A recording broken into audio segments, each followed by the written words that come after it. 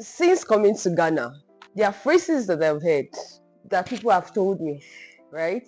One is, oh girl, you are brave. But man, I don't want you to experience what I experienced when I got into Ghana. So that's why I want to share this solo trip advice or tips that you need to keep in mind before traveling anywhere in the world. Actually, even leaving your house to another city, you need to keep this in mind. First of all, one of the mistakes I made was not confirming my accommodation before getting to Ghana. So I had opened Airbnb and I had booked an apartment in Ghana, right, in Accra. But the way Airbnb works, it's been a while I've used it. I used it like over like 5 years ago. So I wasn't too sure with how to navigate it. It wasn't user friendly to me, because after booking this place, they asked me to verify my documents. So I had to put in a picture of my face, and as well as like a picture of any ID form of identification I had. So I put in my passport. So only for me, I didn't know that the verification did not go through, and they had asked me to do another one. Like, I didn't check the update. I just thought, oh, I have just put in my face, the picture of my face and that of my document, so I'm good to go. I have gotten, because they're taking the money for the accommodation from the card. So that was it. Only for me to get to Ghana, and on checking my Airbnb profile, I saw that my accommodation had been cancelled. So, and mind you, I got to Ghana very late at night, because first of all, the plan was for me to book a travel, an airline that will get to Ghana in the morning. So I booked airpiece for 7 a.m. so that I will arrive here early, and I'll be able to, get into my accommodation, settle down before the night time, because I'm barely new. I'm new here. I've never been here before. So only for airpiece to send, their normal messages that they have rescheduled the airline from 7 a.m. to 6:30 p.m. Like, the difference is a lot. And in my head, I'm just like, okay, if not because I just knew that God was with me on this trip, because the way He just navigated everything for me, if not, I would have been stranded, left just alone in that airport, because I don't even know, there was no Wi-Fi to connect to.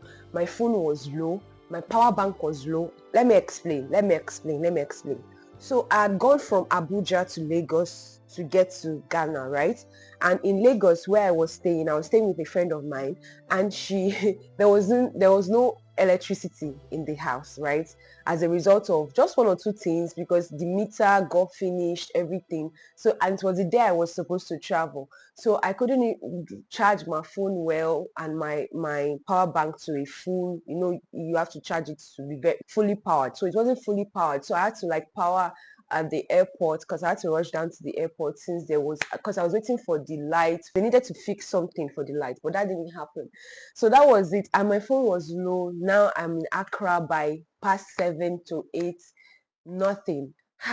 It was one of the dreadiest, moments. I wasn't scared, to be honest, but there's something, like, I should have been scared, because it's not safe for anybody to travel to an unknown place, a place that you are not familiar with, especially when you get there in the night and you don't even have how to navigate or where to go from, because you could have been connived. Someone could have connived with somebody, because you're an easy target. Let's be honest, right? Easy anywhere in the world. If you're new there and you don't know, because you can easily get manipulated, different things, and especially traveling solo, traveling alone. You don't know anybody in that country, and you're not going with anyone with you together. That's a lot. So in this video, I want to share like some things that you have to keep in mind, because after this experience, I made sure that in my head I made the mental note. Whenever I'm getting to when I want to travel to another place, I have to confirm my accommodation. So to confirm, to the extent that I would make sure I am in contact with the owner of the place. I've spoken to the owner of the place but via phone. I have a receipt, like confirmed, and check my email that it's truly confirm that I've paid for this accommodation, take a screenshot of that, and then also make sure to have asked the name, because I didn't know how it was, because I was even asking myself, now that I had paid, why didn't I even, because I messaged the owner, and on Airbnb there's a way you can message the owner, and because I wanted to ask her what the address was. So I didn't know how Airbnb operates. Like I said, it's been a long time I used Airbnb. So I just discovered that it's after you made payments and they have confirmed and that, oh, your identity has been verified, then you can now get to see, and they have taken the payment, then you can now get to see the full address, which I did not check and I didn't see.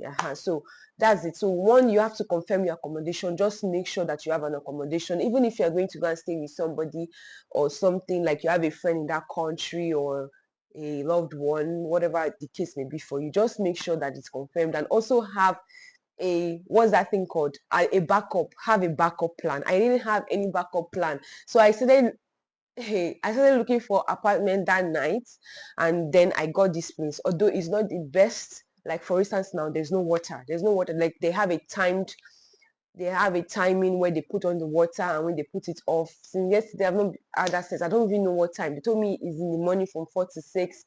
But then what about now that I want to use it? I cannot use the toilet because there's no water. I have to maybe go and inform them that I need water.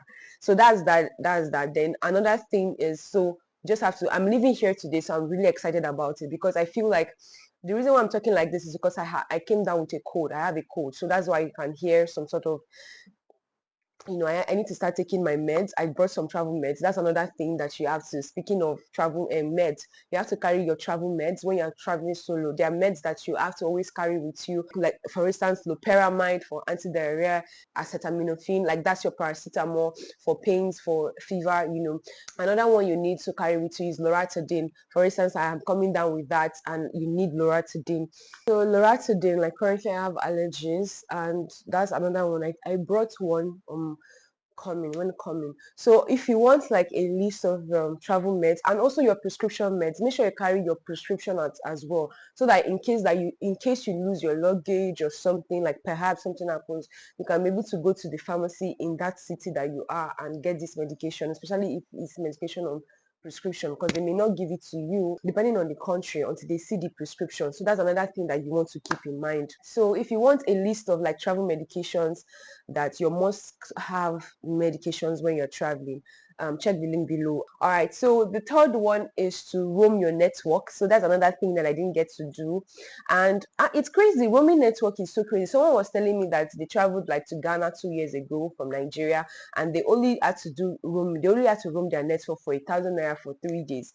Now, to roam your network with MTN is like 5,000 per day, 5,000 naira per day. So me, I don't even see the reason why you should, but you should at least for that day, so that by the time you get to the country, if you couldn't, like, get a SIM that same day, you can at least reach out to your loved ones or your family and tell them about like your whereabouts. Like, okay, I'm in this country now, I've already gotten a space, until you get to the, like, maybe the hotel where like maybe there's Wi-Fi. Like in this place now, there was no Wi-Fi. So when I came, I couldn't get a SIM. I couldn't roam my network, and I got here, there was nothing. So it was very, because I couldn't reach home, I couldn't reach anyone.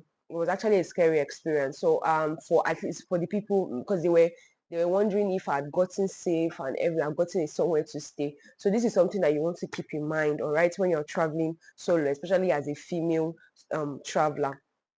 Yes, I have the list here. Change some money. That's another one. Change some money. For instance, I'm here in Ghana and I had to change some money to see this. I thought about changing it to dollar, but in the real sense, they had cities at the airport in Nigeria too. So it was just better for me to change to city, because if I change to dollars, not everybody collects dollars. Because imagine, and how will you do the ratings? Imagine you're using the bus or the cab and the taxis and all that. So I think that you should still have some currency, some dollars with you, or pounds, or like an international currency, and then also have the country's currency, if you can change it from your own airport country, like from your own place, from your own country, from your home country before coming. For instance, in Nigeria, the international airport, they add a place where you could change to cedis as well. So I changed to cedis. when coming. Yeah, the fifth one, like I already said, is to tell, like I mentioned something like that, to tell your family and friends your whereabouts, please. Traveling, yeah,